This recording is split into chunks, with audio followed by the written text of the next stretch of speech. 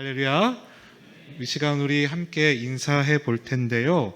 오늘은 예배에 대한 말씀인데 이렇게 한번 인사를 나눴으면 좋겠습니다. 우리 자녀분들에게 장로님, 권사님, 집사님, 성령 충만하세요 라고 한번 인사해 보겠습니다. 성령 충만하세요. 한번 인사해 보겠습니다. 성령 충만하시기 바랍니다. 자, 오늘 말씀의 제목은 다시 드려지는 예배입니다. 사실 우리 믿음의 사람들에게 예배는 굉장히 중요한 영적인 행위입니다. 오늘 말씀은요, 예수님과 사마리아 여인의 만남을 통해서 예배가 과연 무엇이냐, 그리고 어떻게 드려져야 되느냐, 그리고 그 예배를 드려지는 사람은 어떤 모습이 필요하냐를 말씀해 주고 있어요. 그래서 오늘 말씀을 통해서 또 오늘 말씀의 제목처럼 우리가 다시 새롭게 예배다운 예배를 드릴 수 있는 여러분들이 되시기를 주님의 이름으로 간절히 축복합니다. 자, 오늘 본문의 말씀을 보면요, 사마리아 여인이 등장하고 있습니다. 근데 저번주에 살펴보았던 요한복음 3장과 또 오늘 요한복음 4장은 좀 대조적인 성격을 가지고 있어요. 자, 요한복음 3장에서는 소위 잘 나간다고 하는 니고데모라는 사람이 등장하고 있죠. 그런데 오늘 보면 요한복음 4장에서는 누굽니까? 유대인조차도 상종하지 않는 비천한 여인이었던 사마리아 여인이 등장을 하고 있어요. 근데 우리 예수님께서는요, 이 여인을 만나시기 위해서 뜨거운 한낮에, 그리고 그 여인은 그 자리, 그 시각에 정확히 찾아오시는 모습을 통해서 우리에게 예배가 무엇인지를 알려주고 있다는 겁니다. 여러분, 왜 그럴까? 왜 우리 예수님께서는요, 예수님의 제자나 바리새인이나 니고데모를 통해서 예배를 알려주지 않고 왜 그 당시 비천한 여인이라고 생각되어졌던 사마리아 여인을 통해서 예배를 알려주고자 하셨을까요? 여기에 예배의 의미가 있습니다. 사랑하는 믿음의 동역자 여러분, 예배는요, 세상 누구나 필요한 모습입니다. 그런데 이 예배는요, 우리의 인생의 갈림길이에요. 어떻게 예배드리냐에 따라서 우리의 인생이 가늠된다는 겁니다. 그래서 오늘 본문의 말씀을 통해 우리 예배가 더욱더 새로워지고 다시 드려지는 은혜가 있게 되시기를 간절히 바랍니다. 자, 그래서 첫 번째로 살펴볼 것은 뭐냐? 우리 예수님이 이 여인을 어떻게 만나셨는가입니다. 어떻게 만나셨을까? 오늘 우리가 읽진 않았지만요, 요한복음 4장 7절을 보면 이렇게 고백을 합니다. 우리 요한복음 4장 7절 말씀을 같이 한번 읽어보겠습니다. 7절입니다. 준비, 시작.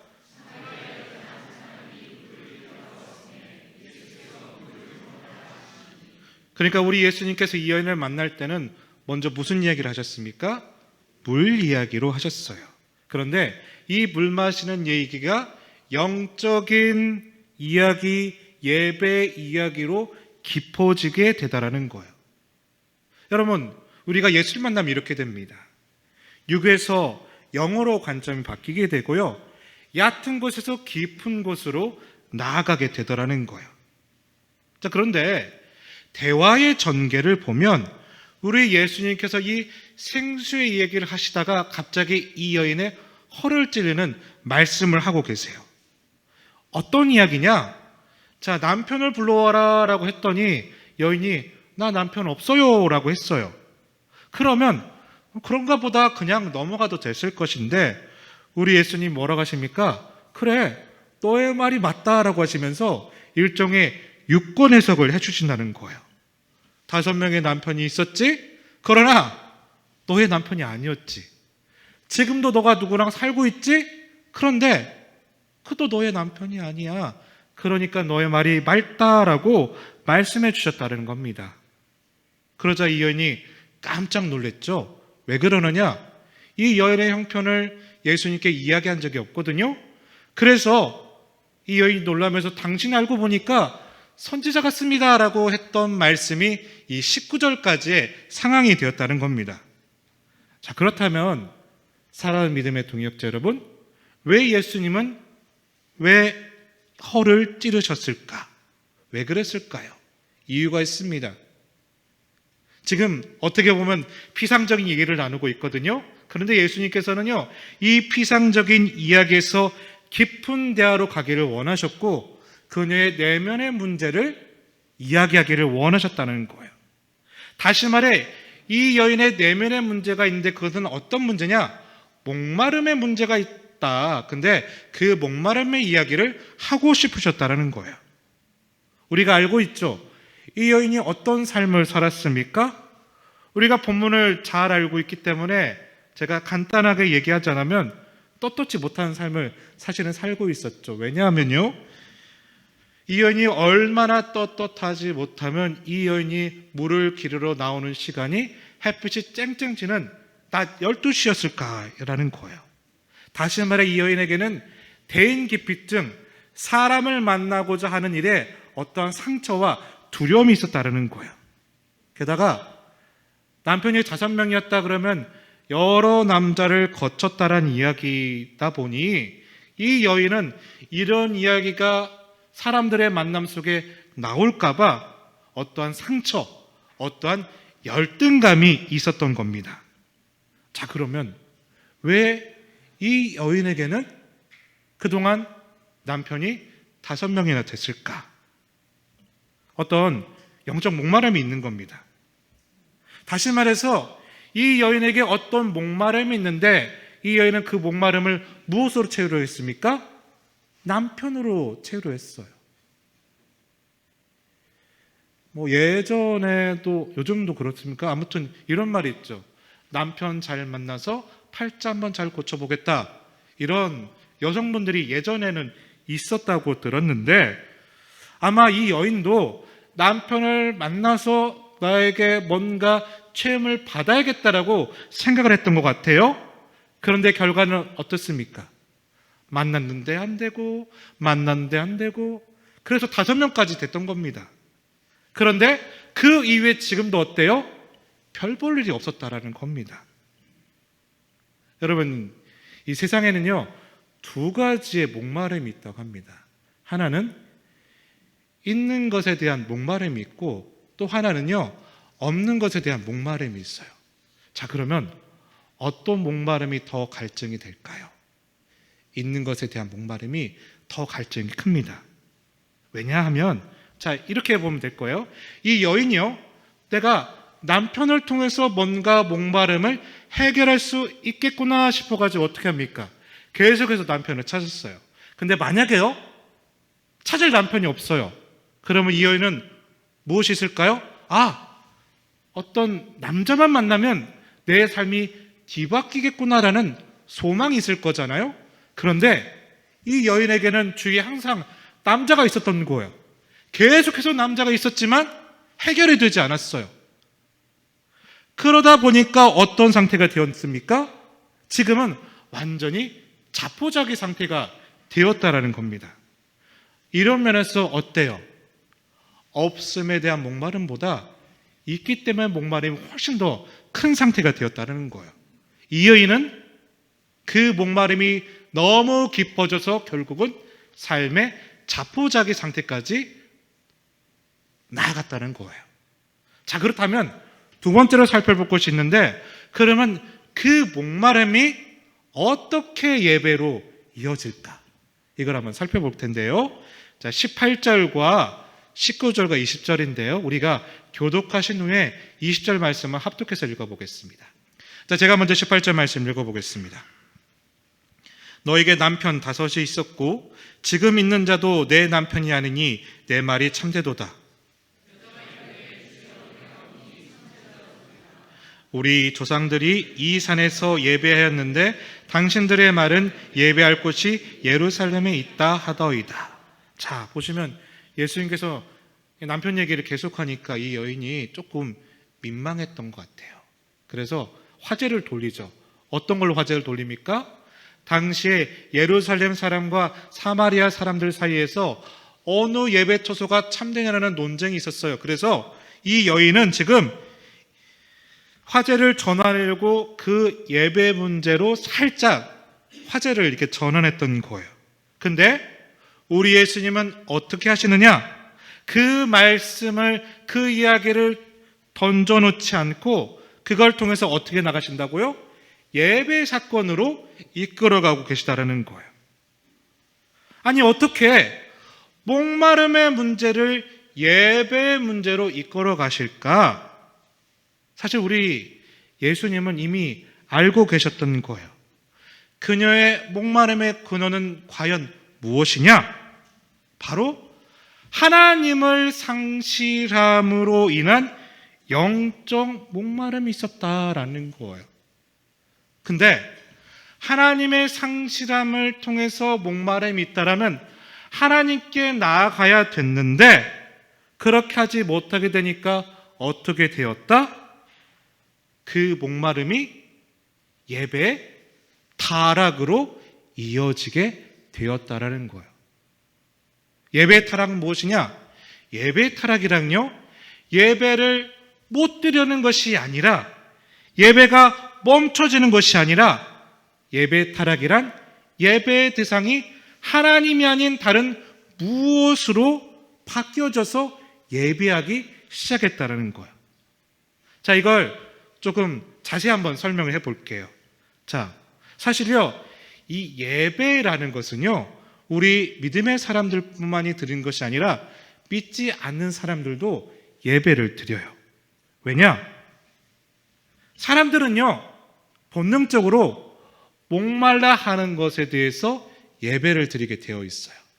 예를 들어 내가 돈에 목말라 합니다. 그러면요, 나는 돈에 집중을 하고 돈을 위한 예배를 드려요. 내가요, 사람에 대해서 목말라고 있습니다. 그러면 나는 자연스럽게 무엇을 향해서 예배를 드리게 되느냐? 사람을 채우기 위한 예배에 집중하고 있다는 거예요. 자, 근데 이 예배가요, 그런 나의 목마름을 위해서 드려지게 된다라면 여러분, 그것은 어떤 예배요? 하나님을 향한 예배가 아닌 누구를 향한 예배입니까? 나를 향한 예배가 된다라는 거예요. 자, 이렇게 생각해 보면요, 이 세상의 예배 대상은 딱 두 가지밖에 없어요. 뭡니까? 하나는 하나님, 또 다른 하나는 나입니다. 나. 그러니까 이 땅의 모든 사람들은요, 다양한 모습으로 예배를 드려지고 있는 것처럼 보이지만 사실의 실상은 뭐예요? 나의 목마름에 따라 나를 위해서 예배를 드리냐, 하나님을 위해서 예배를 드리냐, 딱 이 두 가지로만 나눠지게 된다는 거예요. 그런데 여기서 심각한 문제가 하나 생깁니다. 뭐냐? 나를 위한 예배가 무엇이냐? 하나님은 분명히 이렇게 말씀하세요. 자, 출애굽기 20장 4절 말씀을 볼까요? 우리 출애굽기 20장 4절 말씀 한번 띄워주세요. 한번 읽어보겠습니다. 준비, 시작. 너를 위하여 새긴 우상을 만들지 말고 또 위로 하늘에 있는 것이나 아래로 땅에 있는 것이나 땅 아래 물속에 있는 것에 어떤 형상도 만들지 말며. 자, 하나님께서 우상을 뭐라고 정의하고 있어요? 누구를 위해서 새긴 것이 우상이다? 나를 위해서 새긴 것이 우상이래요. 너다.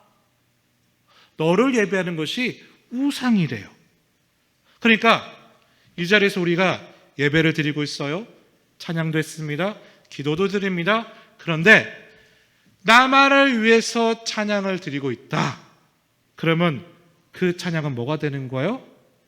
하나님을 위해서 찬양하는 것이 아닌 어떻게 보면 우상 숭배일 수도 있다라는 거예요. 자, 근데 오늘 본문에서 사마리 여인은 지금 무엇에 목말라고 있었어요? 남편에 목말라고 있었어요. 그래서 이 여인은 계속해서 무엇을 추구했어요? 남편을 찾으려고 했어요. 남편만을 예배하려고 했습니다. 이 모습을 통해 주님 우리에게 질문을 하고 계셨다는 거예요. 자, 이제는 아실 겁니다. 매주 반복해서 아시겠지만 요한복음은 누구를 위해서 쓰여졌다고 했죠? 믿지 않는 사람이 아니라 믿는 사람을 위해서 쓰여진 거예요. 자, 그래서 요한은요, 이 사마리 여인을 통해서 우리 믿는 사람들에게 질문을 하고 있는 겁니다. 이렇게 질문하는 거예요. 너 지금 예배 드리고 있지? 그런데 만약 지금 너가 드려지고 있는 이 예배가 돈에 목말라서 드리는 예배라면, 어떤 명예에 목말라서 드리고 있는 예배라면, 어떤 체면 때문에 드리고 있는 예배가 된다라면 그것은 예배가 아니야. 너 지금 어떤 예배를 드리고 있는지 이 질문을 믿음의 사람들에게 하고 있다는 겁니다. 어떻습니까? 여러분은 어떤 예배를 드리고 있나요? 자, 그래서 마지막 세 번째로 살펴볼 것은 이것입니다. 그렇다면 우리가 어떻게 예배를 드려야 될까? 어떻게 하면 우리가 온전한 예배를 드릴 수 있을까? 자, 여인이 묻습니다. 자, 20절 보면 이렇게 고백하는데요. 자, 20절 말씀을 우리 같이 한번 읽어보겠습니다. 준비, 시작.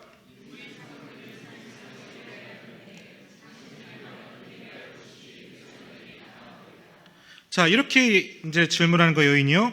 우리 조상들, 그러니까 사마리아 사람들은 이 산 그리시심 산에서 예배한다고 하고, 예루살렘 사람들은 예루살렘에서 예배를 드려야 한다고 했는데, 그렇다면 어디서 드리는 예배가 진짜 예배입니까? 이걸 묻고 있다라는 거예요. 왜냐하면 그 당시에 이 사마리아 사람들과 유대 사람들이 서로 싸우고 있었거든요. 왜냐? 사마리아 사람들은 그리심산에서 예배를 드렸어요. 유대인들은 예루살렘에서 예배를 드렸어요. 그런데 서로 자신들이 드리는 예배가 진짜 예배라고 서로 싸우고 있었다는 거예요. 그래서 이 여인이 묻는 거예요. 그렇다면 어디서 예배를 드리는 게 맞나요? 그랬더니 우리 예수님 뭐라고 답하십니까? 자, 21절 24절 말씀. 자, 교독하신 후에 24절의 말씀 합독해서 읽겠습니다. 제가 먼저 21절 읽어보겠습니다.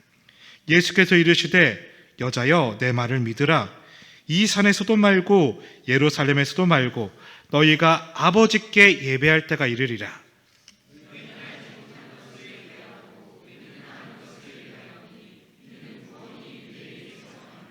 아버지께 참되게 예배하는 자들은 영과 진리로 예배할 때가 오나니 곧 이때라. 아버지께서는 자기에게 이렇게 예배하는 자들을 찾으시느니라.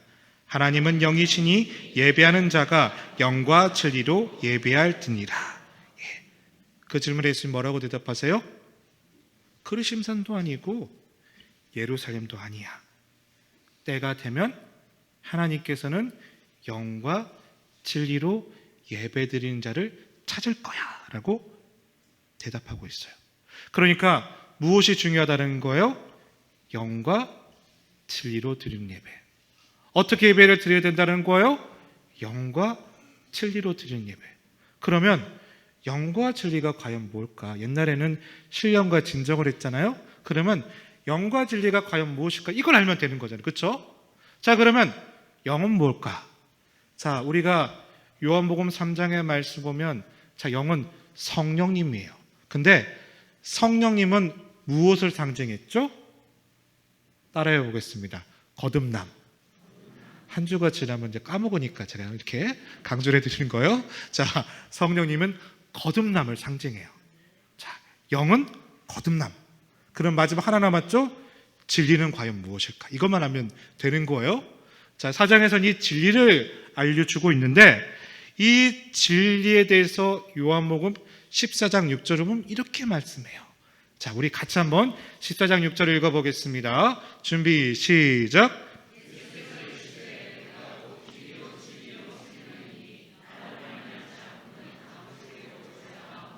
자, 답이 나왔죠? 진리가 누구예요? 예수 그리스도. 자, 그러면 예수 그리스도는 무엇을 상징합니까? 십자가, 보혈의 피, 구원을 상징합니다. 그러니까 영과 진리로 드리는 예배는 거듭남과 구원으로 드리는 예배예요. 그러니까 진짜 예배란 성령님의 거듭남과 예수 그리스도의 보혈의 피로서 드려지는 예배를 하나님 기뻐 받아 주신다는 거예요. 더 정확히 얘기하면요, 하나님이 찾으시는 진짜 예배란 무엇이냐? 영과 진리로 성령님과 예수님으로 거듭남과 구원을 받은 그 우리가, 그 사람이 드리는 예배를 기쁘게 받으신다는 거예요. 이 시대가 정말 안타까운 것이 하나 있어요. 뭐냐면요, 어떻게 예배드리지? 어디서 예배드리지? 이걸 너무 집중한 나머지 누가 예배드리지? 이걸 잊어버리고 있어요. 여러분, 예배는 누가 드리는 거예요? 절대 구원받을 수 없는 우리가 그럼에도 불구하고 구원의 주심을 감사함으로 예배를 드리게 되는데, 그 누가 빠지게 되니까 어떻게 됩니까? 어떻게 하면 믿지 않는 사람들이 기쁘게 나와서 예배를 드릴까? 찬양을 바꿔야 돼요. 어떻게 하면 쉽게 예배를 드릴 수 있을까? 뭔가 예배 포맷을 자꾸만 바꾸려고만 해요. 쉬워져야 돼요. 재밌어야 됩니다. 자, 그러면 그 예배는 지금 누구를 위해서 드려지는 예배가 될까요? 하나님입니까? 아니면 사람입니까? 근데 뭐라고 말씀하셨죠? 너를 위하여 새긴 것은 우상이다. 너를 위하여 드려지는 예배는 참된 예배가 아니야. 우상 예배일 수밖에 없더라는 거예요. 사랑하는 믿음의 동역자 여러분, 참된 예배를 다시 드려질 수 있게 되시기를 주님의 이름으로 간절히 축복합니다. 근데 놀라운 것은요, 이 여인은요, 알아들었을까요? 못 알아들었을까요? 알아들었으니까 물어봤겠죠? 알아들었어요. 자, 보세요. 25절 보면 이 여인이 이렇게 고백해요. 자, 25절 말씀 우리 같이 한번 읽어보겠습니다. 25절입니다. 여자가 이르되 메시아 곧 그리스도 하는 이가 오실 줄을 내가 아노니 그가 오시면 모든 것을 우리에게 알려주시리이다. 자, 이 여인이 이렇게 말해요. 메시아의 뜻이 뭐예요? 구원자라는 뜻이잖아요. 누가 오면 우리가 그 예배를 드릴 수 있대요? 메시아가 오면 우리가 그 예배를 드릴 수 있대요. 그러니까 내가 그분을 통해서 구원을 받게 되면 비로소 나는 참된 예배를 드릴 수가 있대요. 그랬더니 예수님이 이렇게 대답하세요. 우리가 읽었던 마지막 절 26절 말씀 같이 한번 읽어보겠습니다. 26절 말씀. 예수께서 이르시되 내가 말하는 내가 누구라? 그라 하시니라. 뭐라고 말씀해요? 그분이 오시면 참된 예배를 드릴 수 있어요 했더니 주님 뭐라고 말씀하세요? 그 메시아가 누구라고요? 나야 라고 말씀하고 있다는 거예요. 그러니까 영과 진리로 드린 예배가 진짜다.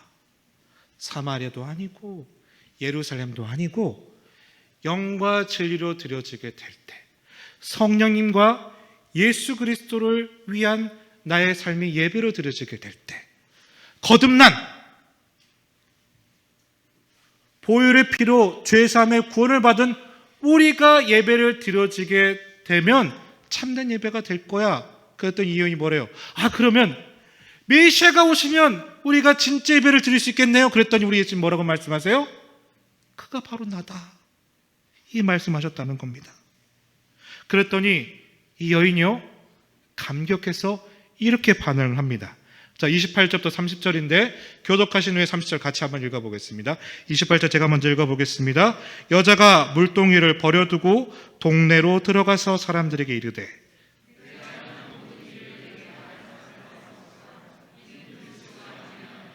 그들이 동네에서 나와 예수께로 오더라. 자, 28절을 보니까 크라라는 말씀을 두고 이 여인이 어떻게 해요? 물동이를 던져버려요. 그리고 동네로 달려가요. 그리고 뭐라고 말씀해요? 내가 메시아를 만났다. 예배를 참되게 할 그분을 만났다라고 고백을 해요. 이 여인은 원래 어떤 사람이었습니까? 사람을 피해 다니는 사람이었어요. 도망쳐 다녔던 사람들이에요. 그런데 이 여인이요, 예수 메시아를 만나고 나니 사람들 향해서 나아가서 메시아를 만났다, 그리스도를 만났다라고 고백하고 있어요. 자, 그러면 이 장면 우리가 한번 오후 예배 되고 졸리기도 하니까 비몽사몽할 때는 상상이 잘 되잖아요. 그렇죠? 상상을 한번 해볼게요. 자, 때가 바로 그야 라고 예수님 말씀하실 때 이 여인이 가슴이 벅차가지고 동네로 뛰어들어갔어요. 자, 이때 뛰어들어갔을 때 그녀의 표정은 어땠을까요? 어땠을 것 같아요? 울었다가 웃었다가 감동받았다가 감격했다가, 여러분 그러지 않았겠습니까? 그냥 걸어갔겠어요? 아니요. 주체할 수 없는 그 감정 때문에 있는 힘을 다해서 동네로 달려갔을 거예요. 여러분, 영과 진리로 드려지는 예배의 모습이 바로 이 여인의 모습입니다. 결코 구원받을 수 없는 죄인이 구원받음으로 말미암아 감사함 때문에 나아가는 예배가 영과 진리로 드려지는 예배예요. 다시 말해, 나를 위한 예배, 내가 은혜 받겠다라고 드려지는 예배가 아닌 하나님을 향한 예배, 구원해 주신 감격함으로 하나님을 향하여 나아가는 예배가, 그 감격함의 모습이 바로 영과 진리로 드려지는 예배의 모습이었다는 겁니다. 오늘 그 예배가 드려지게 되시기를 주님의 이름으로 간절히 축복합니다. 자, 말씀을 정리하겠습니다. 사랑하는 믿음의 동역자 여러분, 무엇에 목말라 하고 있습니까? 우리는요, 목말라 하고 있는 것에 예배할 수밖에 없어요. 만약에 이 예배하는 자리가 여전히 목말라 하고 있다라면 우리는 아직도 나를 위해서 예배할 수밖에 없습니다. 그런데요, 이 여인이요, 예수님을 만나니까, 메시아를 만나니까 어떻게 합니까? 가지고 있는 물동이를 던져버렸어요. 목이 말라서 항상 물동이를 찾았는데 예수님을 만나니까 이제는 물동이가 필요가 없어요. 왜요? 목마를 일이 없으니까. 사랑하는 믿음의 동역자 여러분, 그분 때문에 더 이상 목마르지 않는, 그래서 감사함으로 나갈 수 있는 그 은혜 예배가 우리에게 나타나게 되길 바랍니다. 우리에게 다시 예배 드려지는 은혜가 있게 되기를 간절히 바랍니다.